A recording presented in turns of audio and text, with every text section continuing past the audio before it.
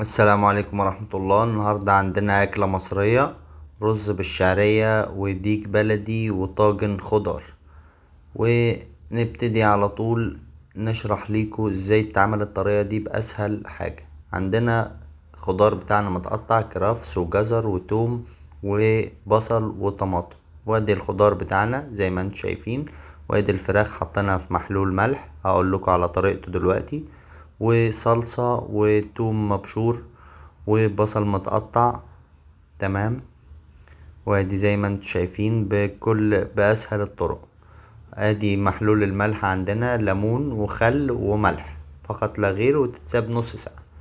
وعندنا هنا مية مغلية جامد، ننزل بالحاجة بتاعتنا الخضار والفراخ ونغطي عليها ونسيبها تطيب لمدة ساعة الا ربع.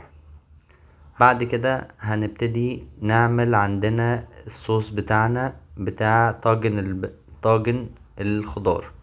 ننزل عندنا بالحاجة بتاعتنا الخضار المتقطع، وبعد كده بالخضار ايا كان الخضار اللي عندنا بنحبه هنحطه كده زي ما انتم شايفين. وننزل عندنا بالبهارات، كمون وكزبرة وملح وفلفل اسود وبهارات مشكلة.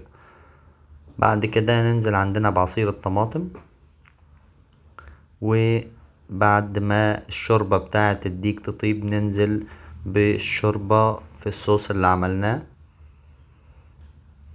زي ما انتم شايفين كده. اول ما تستوي عندنا ونغطي عليه ونسيبه يطيب على مهله خالص من نص ساعة لساعة الا ربع على قد ما يطيب. نخش بعد كده على الخطوة اللي بعدها، نعمل رز بالشعرية. عندنا معلقة سمنة وننزل عندنا بالشعرية نحمرها تبقى باللون الذهبي اللي انتوا شايفينه ده.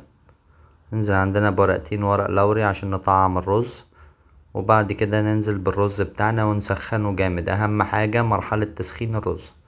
طبعا الرز هنا بنزود له ملح، ونحط المية بتاعتنا على قد كمية الرز ونسيبها، نسيب الرز يشرب المية بتاعته. بعد كده نوطي عليها خالص ونسيبها على مهلها. عندنا الطاجن بتاعنا طاب اهو زي ما انتم شايفين.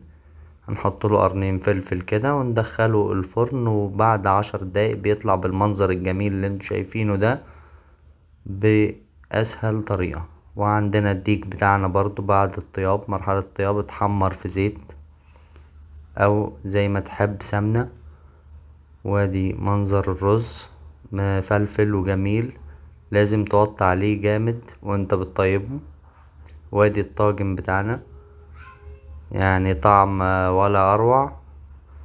واتمنى تكون الوصفة سهلة واكون افدتكم بالوصفة دي. وياريت تدعمونا بلايك وسبسكرايب لقناتي. والسلام عليكم ورحمة الله وبركاته.